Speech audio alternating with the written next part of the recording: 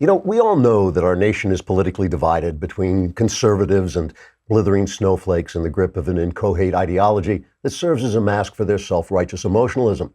But when someone tries to hijack our national political conversation with violence, all Americans of goodwill come together to blame the other side. Police have intercepted several pipe bombs that were mailed to such high-profile far-left radicals as George Soros, Barack Obama, and CNN.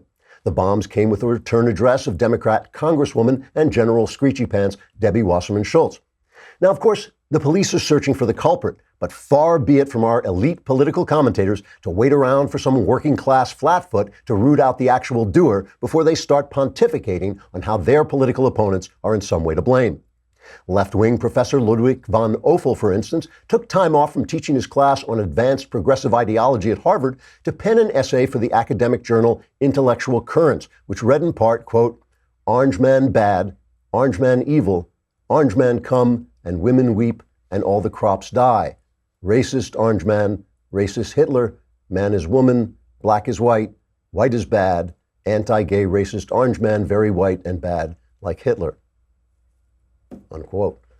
On the right, there have been several attempts to demonstrate that the bomber is actually a left-winger. One random Twitter guy, whose handle is one random Twitter guy, tweeted, quote, "Such an obvious false flag. The bomber is clearly a leftist trying to seem like a right-winger so David Brock can convince Jack Dorsey to shut down conservative Twitter accounts," unquote. One random Twitter guy then pulled off his full face mask to reveal he actually was David Brock, pretending to be a right-wing Twitter guy so he could convince Jack Dorsey to shut down conservative Twitter accounts. Meanwhile, in all the confusion, Debbie Wasserman Schultz has escaped. Trigger warning, I'm Andrew Klavan, and this is The Andrew Klavan Show. I feel hunky-dunky, life is tickety-boo. Birds are winging, also singing hunky-dunky-doo. Ship-shape, tipsy-topsy, the world is zippity-zing. It's a wonderful day, hurrah, hooray! It makes me want to sing. Oh, hurrah, hooray! Oh, hooray, hurrah! Okay, we have the smart and beautiful Roaming Millennial here. She's going to talk to us in the second half of the show. She may want Megyn Kelly's spot. Megyn Kelly has now been canned. I'm sure they're pretending it was about that thing, the blackface thing, but it was because her ratings aren't any good. She's going to walk away with tens of millions of dollars, so I'm not sorry. But I am so sick. I am so sick of the apology game. I really am. I'm so sick of the left declaring what we can and can't say. And it's a teachable moment because we all have to be taught to think what they think and say what they say. I think it's rotten. And I think it's rotten that they pretended to fire her for that when obviously that's not what it's all about. But now roaming, I'm sure they'll be looking for a beautiful young conservative woman to fill her spot. Ha, ha, ha, ha. Megyn makes high-end kitchen knives that are comparable to $150 knives, but they sell them directly to you for a fraction of the price. Let me tell you, I am not a big cook, but I love the right tools. I really love having the right tools, and I can fix almost anything if I have the right tools.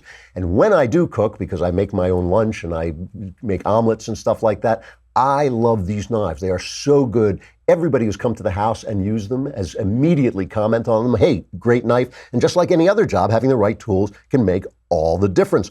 Giant knife sets can be a waste of space in your kitchen and money in your wallet. The Megyn knife can replace 99% of what all knives in your big stand set can do. The New York Times calls it the holy grail of knives. The holy grail of knives. And you get free sharpening for life. And I've tried this. I really like it. Cooking is faster, easier, actually more fun with it. And now you can also join in the fun in your kitchen. My listeners will receive a free paring knife, which I also got, which is also terrific, when you purchase their chef's knife simply by going to Megyn.co/Andrew. That's a $35 value for free. That's MISEN.co/Andrew and start cooking sharp. Get it? Cooking. All right. You know, every civilization has basic stories that are the prop of the civilization. Ours obviously would include the signing of the Constitution, the signing of the Declaration, Jesus's resurrection, all these things that are our basic stories. And of course, one that I tell frequently is the one about Socrates when his friend obviously the Greek philosopher, his friend went to the oracle at Delphi and asked, is there any man wiser than Socrates? Is anyone wiser than Socrates? And the oracle at Delphi said no. And Socrates was baffled because he knew nothing. And he went around town, Athens, asking all the famous people, the politicians and the artists and everybody, asking them questions. And he realized, oh, I get it. They don't know anything either. The difference between them and me is I know nothing. And that's what makes him the wisest man in the world. He was the wisest man in the world because he knew nothing. And that tells you something, that informs you about something, that not only what wisdom is partially made of is the knowledge of how little you know, but how rare it is that everybody else thought they knew. And that is why when I see this thing with this bomber story, I see it unraveling and people sending out their lists on Twitter, of the 13 reasons why it's a false flag, or the 15 reasons why it's Donald Trump's fault, and it's this and it's that.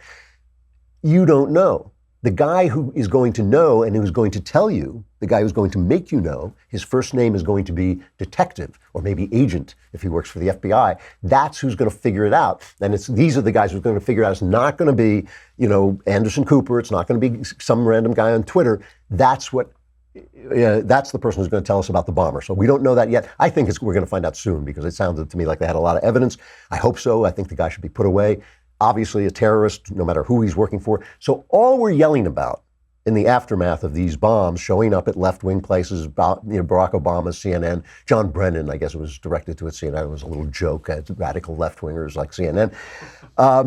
But all we're really talking about is our discourse. We're talking when we scream and yell at each other in the wake of one of these bombings, we're talking about our violent discourse, our angry discourse, and who's to blame for it. And let me tell you who it is. It's the media.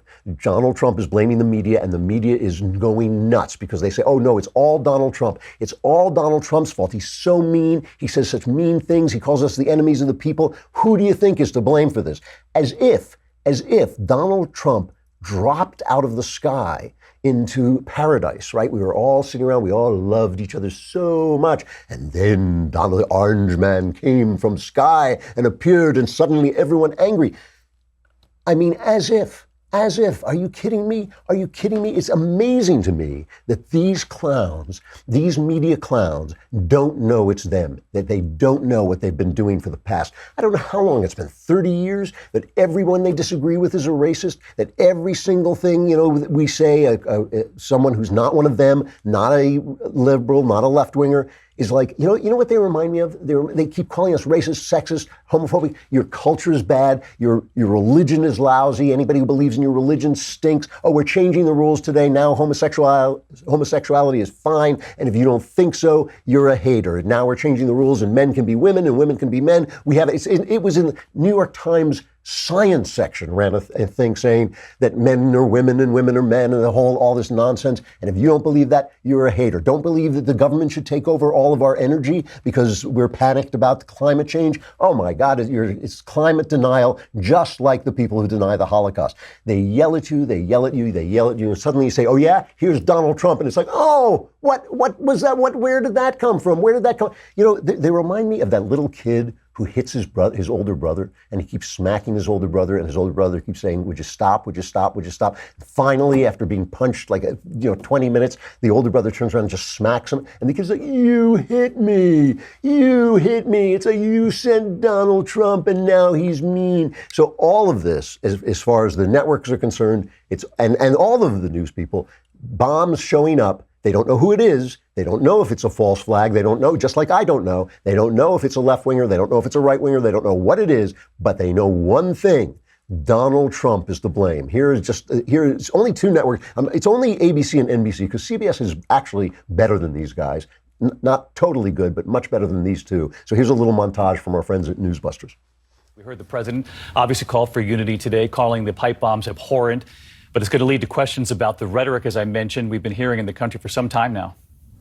David, and the White House is already facing those questions here tonight. And again, that is because of what happened today. All of the targets are people that the president regularly attacks himself. Now, there is discussion among some sources about whether he might want to tone it down in the wake of what happened today. But all of the consensus says that no one speaks for Donald Trump except Donald Trump himself. The question now, with less than 2 weeks to go in these midterms, Will he take his own advice and heed this call for unity? Tonight, while the FBI hunts down whoever sent these bombs and their motives remain unknown, no matter who sent them, there are growing calls to turn down the heated political rhetoric before someone gets hurt. The head of CNN, Jeff Zucker, blasting the White House and the president late today. While there are no answers yet on what led to today's incidents, President Trump has the biggest megaphone, and there are growing questions about how he is using it. You know, I want to talk for a minute about this word unity. We're calling for unity. Donald Trump yesterday called for unity. We don't need unity.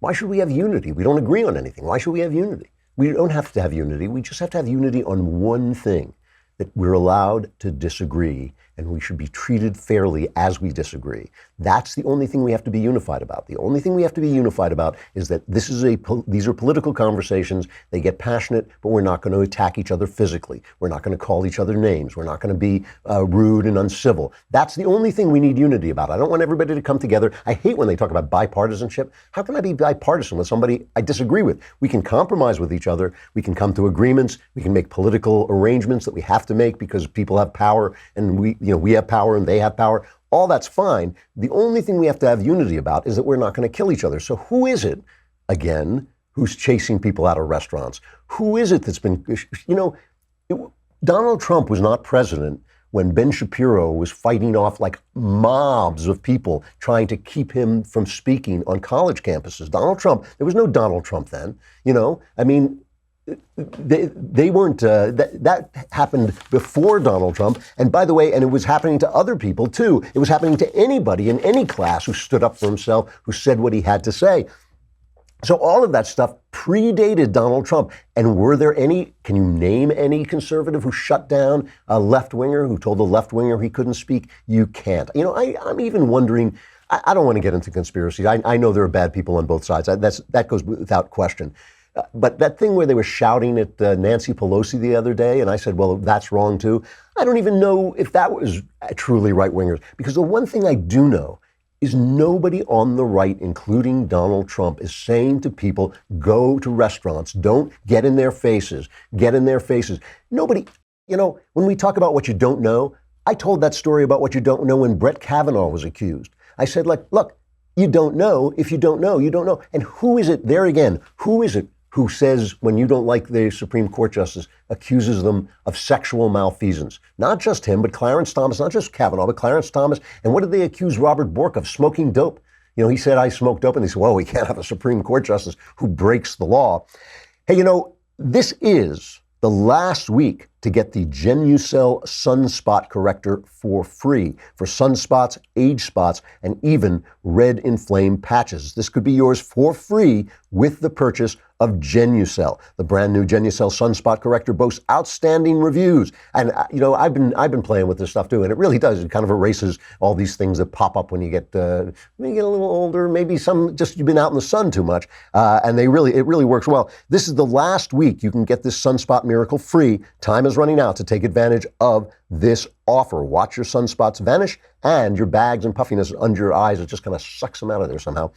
For results in as little as 12 hours, the Genucel Immediate Effects is also yours free. Here's how you get it. You text EYES1 to 77453. That's EYES number 1 to 77453 to get the Genucel Sunspot Corrector free with your order. Don't miss out. Order now, and as a bonus, receive Chamonix's Luxury Microdermabrasion also free. I'm always so proud of myself when I actually say that. It's a hard word. Order Genucel today. Just text EYES1 to 77453, EYES number 1 to 77453, and get the Genucel Sunspot Corrector free with your order. So let's listen to what Trump said at one of his rallies after the bomb showed up. Because it really is, it's interesting. Listen carefully to what he says, because every word here is true, and that's why the media went nuts. Okay, listen to this. The language of moral condemnation and destructive routine, these are arguments and disagreements that have to stop.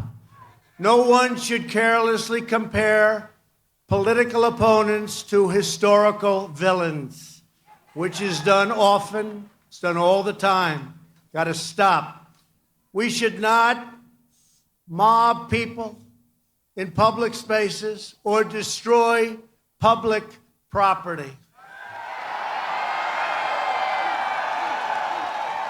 There is one way to settle our disagreements. It's called peacefully at the ballot box. That's what we want. That's what we want. As part of a larger national effort to bridge our divides and bring people together, the media also has a responsibility to set a civil tone and to stop the endless hostility and constant negative and oftentimes false attacks and stories. Have to do it. So this drove the media nuts. Why? Because it's true. There's nothing that sets off the left like the truth. Nothing makes them crazier than the truth. It's like watching bugs run around in a box. I mean, it's just the minute they hear the truth, they do not know where to go next. And of course, when he talks about putting politics in this moral framework. Who does that? Who does that? I mean, who says if you don't believe this, you are a bad person? It's not us. What we say to the left is that you're idiots, and they are. They're knuckleheads. Your stuff doesn't work. It's not right. It's not moral. It's not just. It's not achieving what you want to achieve. Sometimes we want to achieve the same thing. Often we want to achieve the same thing. I'd like to make sure that everybody feels comfortable in America, that everybody's fine and everybody's happy. Sure. I don't think identity politics does it. I think it is a travesty. I think it's a monstrosity. I think it's racism. It's racism with a smiley face. But listen, I mean, the thing that baffles me with the press, it really does, because these are intelligent people. These aren't stupid people. You know, I mean, Anderson Cooper's not a dumb guy. That's not what it is. It's that they are just surrounded by themselves. They're like that thing, that new meme that they have, the non-playable character. I love that. It's right, you know, in video games, they have characters who don't get played, and they're just kind of faceless characters. So that's what they call the right now, these NPCs. And that's what it is. They're surrounded by these NPCs who agree with them. So there's no one there to say, you know, calling someone racist is hate speech. Calling someone racist is the worst thing you can say to someone in America. And when someone disagrees with you, and you have, you know, look at me, I'm Jim Acosta, saying, oh yeah, he said he's a nationalist because he cares about this country, but really he's a white nationalist, so he's a racist. Every word, they do that with every word. You're the one who is starting the fight. When somebody then smacks you, you can't just go, oh, you hit me, because you hit him first. So listen to Anderson Cooper. I'll talk about this in a minute. There's Anderson Cooper talking to Jeff Zeleny about that speech that you just heard. President Trump, a former Secretary of State, and two ex-presidents are, in his words, merely former high-ranking government officials. He gave no names. Nothing to indicate he sees them as individual human beings and distinguished former public servants. As two former presidents of the United States. He also made what appears to be a first attempt at something familiar, putting the perpetrator and victim on equal footing. He also made no mention either of the bombs sent to the offices right behind me here at CNN. Anderson, he also did not take responsibility at all for any of the heated rhetoric. Tonight, you could hear him sort of spreading around the blame. You know, it's not his fault. It's yours. It's your fault. It is your fault. It is Anderson Cooper, the guy who called, remember when the Tea Party started and he branded them tea baggers, you know, some stupid sex thing he did with his boyfriend, and he called them tea baggers because they were ordinary people rising up against Barack Obama. How is that not the same rhetoric? How is that not the same rhetoric? Donald Trump is the man the American people sent to answer them. His harsh, nasty way of talking resonates with those people because they've been listening to it from you, Anderson Cooper, for 30 years. That's why they sent him. And as for Roger Zeleny, Jeff Zeleny, he is the perfect example of the other side of this, because it's not just what they say, it's also what they don't say. Let us forget, this is one of my favorite clips in all of journalism. This is the young Jeff Zeleny as New York Times White House reporter before he was replaced by Clinton hanger-on Maggie Haberman. This is him asking the tough questions of President Barack Obama. Listen to this stuff. During these first 100 days, what has surprised you the most about this office, enchanted you the most about serving in this office, humbled you the most, and troubled you the most? Now, let me write this down. What has enchanted, first 100 days, it's 3 months of a presidency, that was his question. What has enchanted you? How come he hasn't asked Donald Trump that? Hey, Donald, hey, President Donald, what's enchanted you about the presidency? You know, this is the other side of this. It is not just what they say, it's what they don't say. It's 8 years. 8 years of lying about Barack Obama, about his competence, about the way he ran the government, about the scandals that went uncovered and unreported and unpushed. They would report them, they would say they were happening, but they wouldn't run them down the way they have run down this Russia scandal, which doesn't exist, which clearly is a fantasy. Robert Mueller is doing the right thing by not coming out with his report until after the election. That's the right thing to do. But when they come out, remember, being a leftist means you never have to say you're sorry. You never have to go on like Megyn Kelly and say, oh, boo-hoo, I'm sorry, and then get fired the next day because no apology is enough. You never have to say it. They never have to say, we're sorry, we supported Bill Clinton when he was accused of rape in a plausible way. They never have to say it until, Bill Clinton's out of power, and then it doesn't matter whether they say it. Then they can say it. You never have to say, oh yeah, for 8 years we didn't cover the IRS scandal. We didn't cover the Fast and Furious scandal. We didn't cover the fact that your State Department lied. And when this Russian thing turns out to be a bust, which it certainly will, are they going to start to say, maybe we should cover this, Spygate thing. Maybe we should, cover why was Obama investigating, planting people in the Trump campaign? What was that about? You never have to say it. Why? Because these clowns don't do their job. And if if you want to hear the media at work, all right, the New York Times, a former newspaper, in their famous book review over the weekend, they went out and solicited crime novelists to write what was going to happen next to Donald Trump. Now, they're crime novelists, right? They're immediately going to go to crime. But I'll tell you a crime novelist that they didn't contact. This guy. They didn't contact this guy. I don't know why. I got all the Edgars. I got all the awards. I've got, books that have been made into movies, bestsellers. They didn't call me. I wonder why. I wonder why they didn't call me. Maybe they didn't want to hear about how, blithering prevarication III was going to get backed over by a cement truck. No. Instead, they got a lady named Zoe Sharp, a crime novelist named Zoe Sharp, and she literally writes a story in which Donald Trump is assassinated. So in the pages of the New York Times book review, there is a lady fantasizing in print about Donald Trump being assassinated. So here it is. It's the Russian, of course, the evil Russian that he's been colluding with is now sent to get rid of him, right? And the Russian waited until Donald Trump was had gone a few steps past him before he drew the gun. I'm reading her words now, right? He sighted on the center of the president's back and squeezed the trigger. The Makarov pistol misfired. The Secret Service agent at the president's shoulder heard the click, spun into a crouch. He registered the scene instantly, drawing his own weapon with razor-edge reflexes. The Russian tasted failure. He closed his eyes and waited to pay the cost. It did not come. He opened his eyes. The Secret Service agent stood before him, presenting his Glock. But first, here, the agent said politely, use mine. Your media at work, ladies and gentlemen, fantasize. I mean, it's disgusting, fantasizing in the pages of the book review about murdering the President of the United States, but it's his fault. It's his fault. And this is the other thing. Again, it's all different now because of Donald Trump. They act as if they didn't imagine George W. Bush being assassinated. They did. There were artwork, movies, all kinds of things, pictures, sent out imagining George W. Bush, who also, remember, was literally Hitler. Hitler gets around. Hitler, for a dead guy, Hitler must have a lot of energy because he is just getting elected president every other couple of years. George W. Bush, literally Hitler. Mitt Romney, a murderer, a dog-torturing, gay-bashing murderer. Mitt Romney, a guy who never did anything but show up with people at people's houses with soup. This is the guy, and they have been doing it all this time, but now suddenly it's Donald Trump's fault. Suddenly it's because you never have to say you're sorry. Here's another piece in the New York Times. They have this thing called, I think it's called the Stone or the Rock. It's their philosophy section. We're very deep. Oh man, it is so deep. It's like that opening I did about, orange men bad, orange men evil.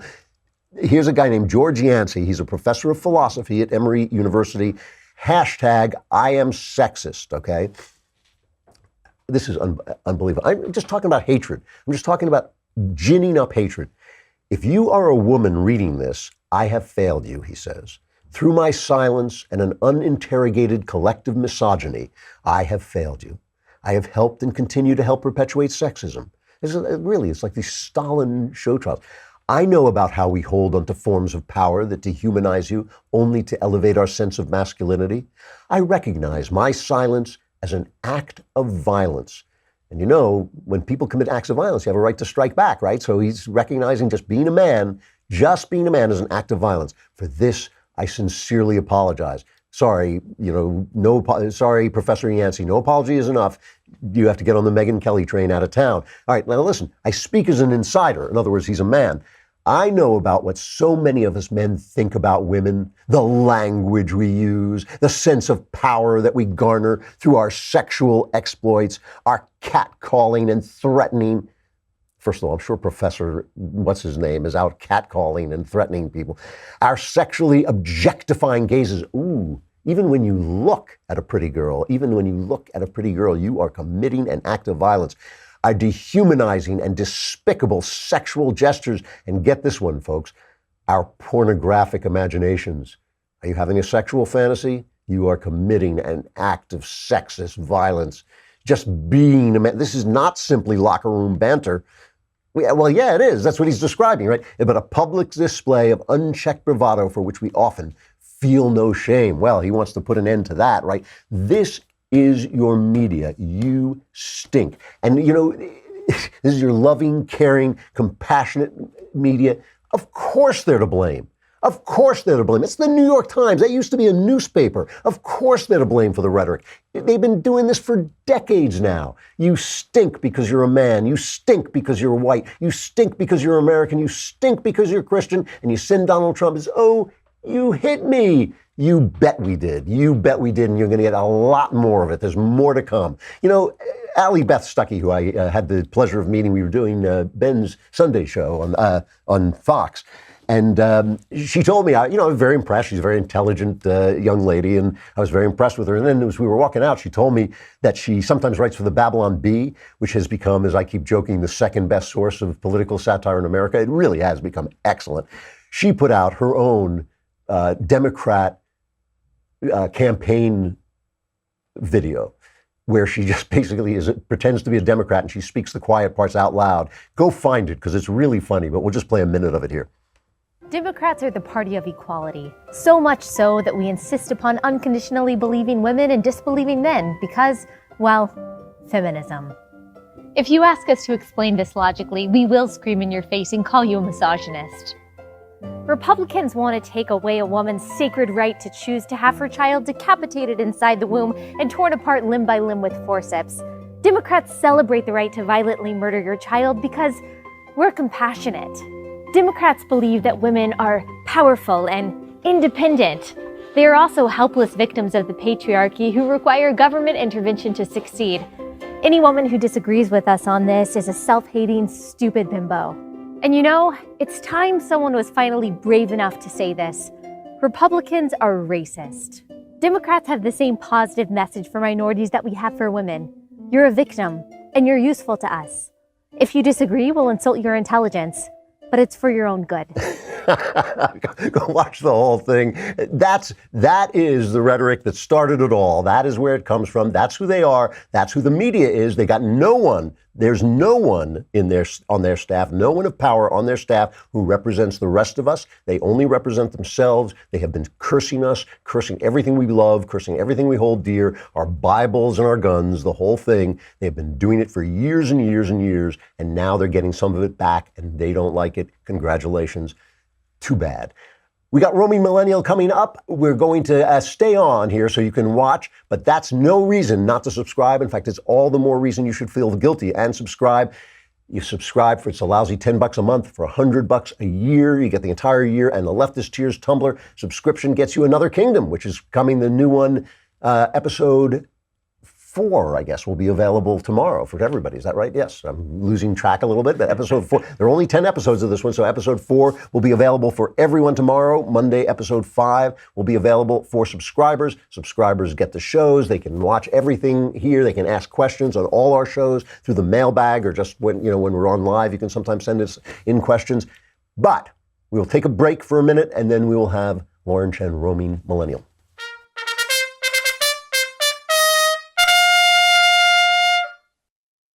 All right, Roaming Millennial, you know, is the star of her own popular YouTube channel and now the host of CRTV's Roaming Millennial Uncensored, where she discusses stories not covered anywhere else at the intersection of culture and politics. Lauren Chen, it's so nice to see you. Yeah, thank you so much for having me here. It's a real pleasure. You're down from Canada, right? You are a Canadian. Yes, I've made the very long trek down here to, I guess, Southern California, and you know, I'm loving the weather, but I don't know how you people in LA do it. Like, oh, man. I mean, the traffic, everything's expensive, just, gosh. It's a tough city. It is a tough city to love, I gotta say. You know, the weather, as you say, the weather's beautiful. There are places where you can get beautiful views, but it's a tough town to love, I gotta say. Yeah, I mean, just from the airport, it was busy. Took a while to find an Uber. I was on the phone with a guy trying to find him, and someone else jumps into my Uber. It's like, yeah, I'm Lauren. You can go now. And I'm on the other line. Like, no, it's not me. She's trying to steal my Uber. Wow. Checking out of our hotel, someone had just put a random charge on my room. They spent like $70 at the hotel bar, and I guess had just assigned a random new room number. And it's like, welcome to LA. It's a land of hope and glory. So, how does a Canadian, I mean, I think of Canada now as basically like just one faceless mass of liberals. How does a Canadian become a conservative? Well, it's interesting because I was born in Canada, but I didn't grow up in Canada. I grew up in Hong Kong, and growing up, my parents were very apolitical. I mean, of course, the political scene in Hong Kong is different than here, but I guess I became conservative socially just because my parents were conservative socially. I mean, there are kind of things now where even just the way kids talk to their parents, where I would never dream of it when I was a child. That's just not the way I was brought up. And then I got interested in politics, just sort of happenstance. And for a while, I was a huge Michael Moore fan. But that when he was doing things like criticizing the Iraq War and stuff, which I don't even necessarily see as a partisan issue anymore. Yeah. When I started getting interested in politics, just I guess the social conservatism that I was used to growing up, things like individual responsibility, things like that translated to political conservatism as well. And I mean, Hong Kong has like 15% flat tax. It's very economically free. Yeah. Politically, it's a different story, but you know, that's kind of the perspective that I was coming in from. So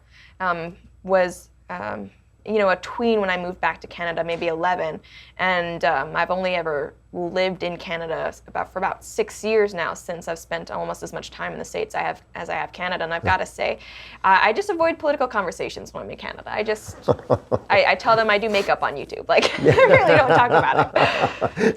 I've noticed, I mean, Canadians are completely clueless about every, you know, they just love their health care, and they think it's wonderful, and then they have to wait online. If they have to wait for 2 years, it's fun. What's funny is that Canadians, if you ask a Canadian, like, what do you think of the healthcare? They'll go, oh, I hate the wait times. We don't have any doctors. I don't have a family doctor right now because mine retired, and there's wait lists for anyone. So we love complaining about our healthcare, but then when someone says like, oh, the States, they're like, haha, they're awful healthcare. It's like, so I feel like it's a point of national pride to just crap on the American healthcare system, but I mean, that's not to say ours is any better right now. Although it's different province by province, maybe it's better in other places, but I can tell you for sure that Quebec and Ontario, it's not doing very well. It's not doing, of course, it always breaks down. So you say that you're talking about the intersection of culture and politics, which is what I like to talk about too. What are the kinds of things that motivate you? What really gets you upset, or what really gets you going and makes you want to talk? Well, I think a lot of people who are interested in this kind of thing now, my show or your show, they're people who may not have even considered themselves politically active or interested, but it's sort of the people who want to shove a certain lifestyle or point of view, they came to them and they made it impossible to ignore culture and politics, right? And we see this with the number of young people who are now interested in these issues because they're trying to come after their games, their video games, right? They're seeing it in their movies, their TV shows, right? Now everything is about progressive leftism. You can't escape it. And I think that's, it's sad because I would love to live in a world where not everything is politicized, but it's also in a way good because it's waking people up to these issues which have been around for a long time, but they're now, I think, coming more to a head.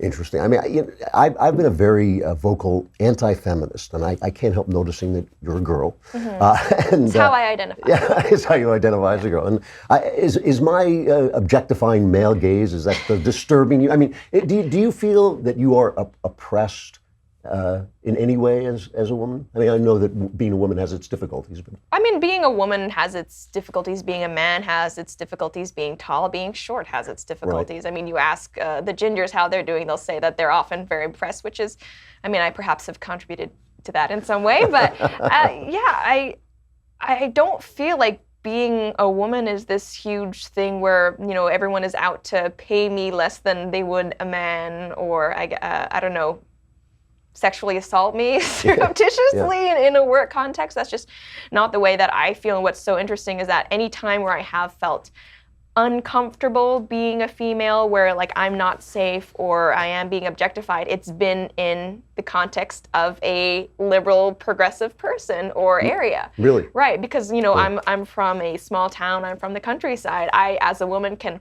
walk anywhere that I want and feel safe.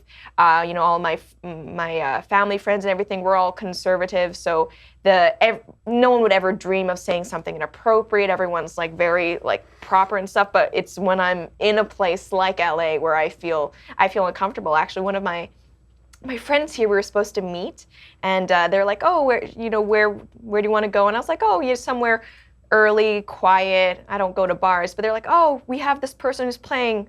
You should really come. And I was kind of like, I don't. But anyway, we ended up going, and apparently it's like a known thing. It's this dive bar that's hipsterish, but it's called No Vacancy.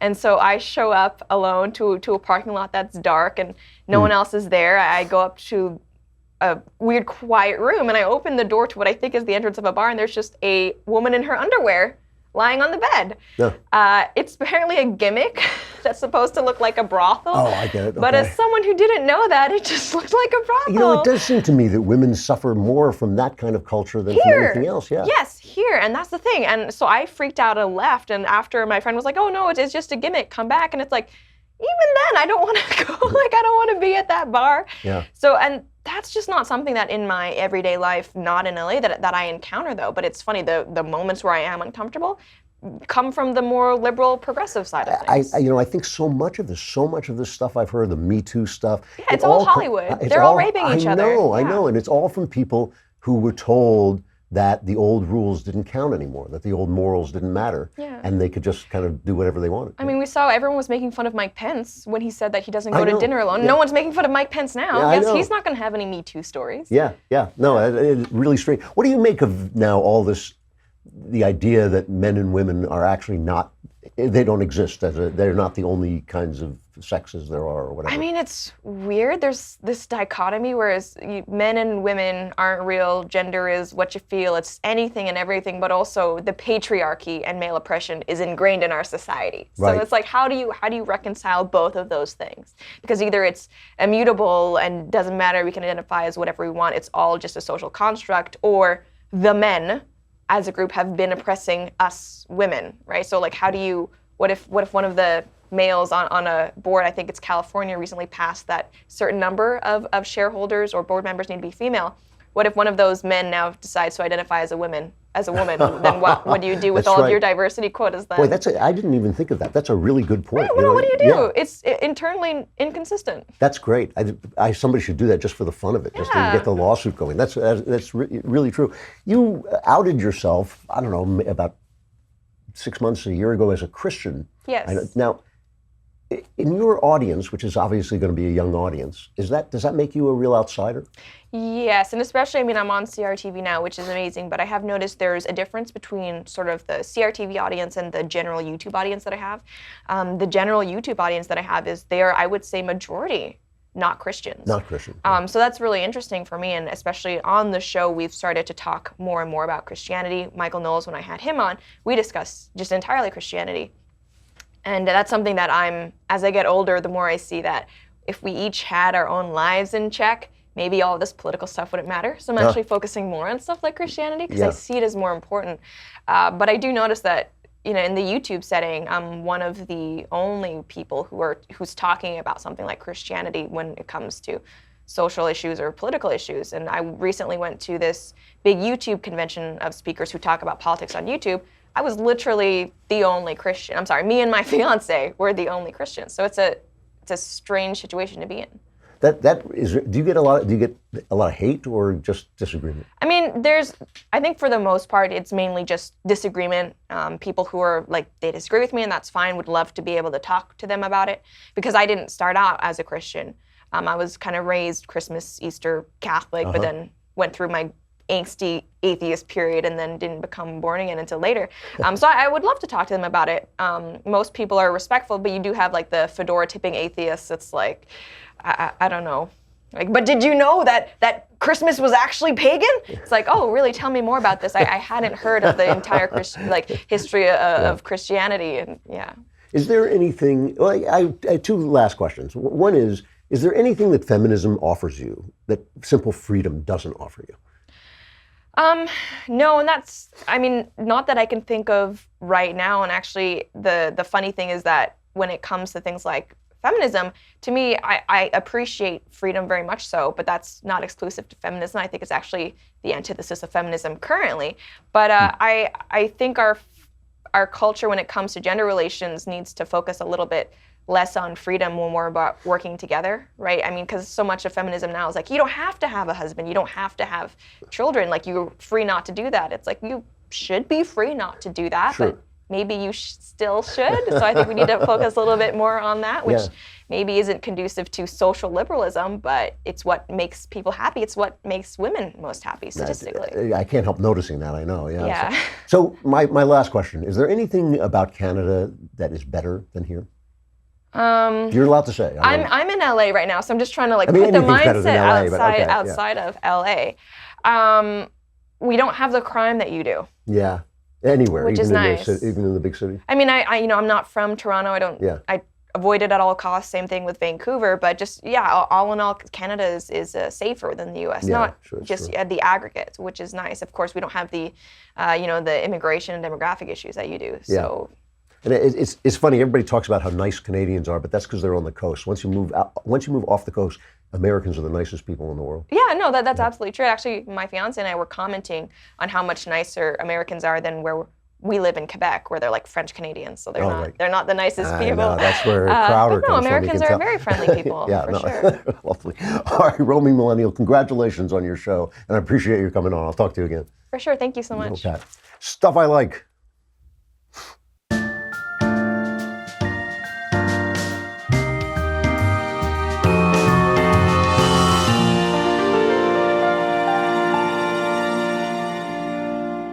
That was great. I want that to play whenever I walk into a room from now on. That was actually terrific. So we're coming up to Halloween. I think this will probably be my last Halloween stuff I like. I can't remember when. It must be 6 days from now. So this is probably my last Halloween stuff I like. To get you away, to wean you from this horrible stuff like Halloween movies, like people ripping each other to shreds and gutting each other, where the only thing that's scary. Let me suggest one of the great ghost story writers, E.F. Benson. Like all great ghost story writers, he was born in like 1867, so he was in that period, the pinnacle of ghost stories, the great British ghost stories. Like almost all male ghost story writers, he was gay. I have no idea what that's about. It's like musical comedy. Some things, for some reason, gay guys have the absolute superpower when it comes to writing ghost stories. His most famous story is called The Bus Conductor, and the minute you read it, you'll say, I thought that was an urban folktale. It's the one where the guy wants to get on a bus, and the bus conductor says, I have room for one more. It's been made into a Twilight Zone episode. It's been made into everything. But the story you should look up, and you can get it online, is called Room in the Tower by E.F. Benson. Really spooky. The first 2 or 3 pages are some of the spookiest stuff I've ever read. And then go get the movie Dead of Night, 1945 from Ealing Studios in Britain. It is an anthology film of ghost stories, and it's terrific. It's not my favorite. My favorite movies, ghost story movies, are The Haunting and The Innocents, but this has some great stuff in it, including a story called, I think it's called The Hearse. Did I write it down? No, it's called something like the. It's an adaptation of The Bus Conductor by E.F. Benson. So they're all famous ghost stories, but they're retold in another way. Dead of Night, really good. So here's the thing. I got to go to New York, and I'm going to come back here on Mondays, but my first show will be on Tuesday.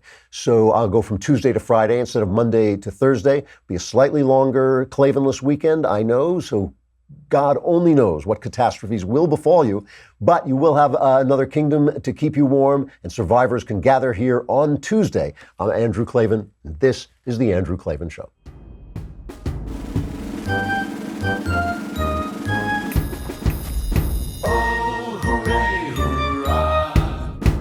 The Andrew Klavan Show is produced by Robert Sterling. Executive producer, Jeremy Boring. Senior producer, Jonathan Hay. Our supervising producer is Mathis Glover. Technical producer, Austin Stevens. Edited by Alex Zingaro. Audio is mixed by Mike Cormina. Hair and makeup is by Jesua Alvera. And our animations are by Cynthia Angulo and Jacob Jackson. The Andrew Klavan Show is a Daily Wire Forward Publishing production. Copyright Forward Publishing 2018.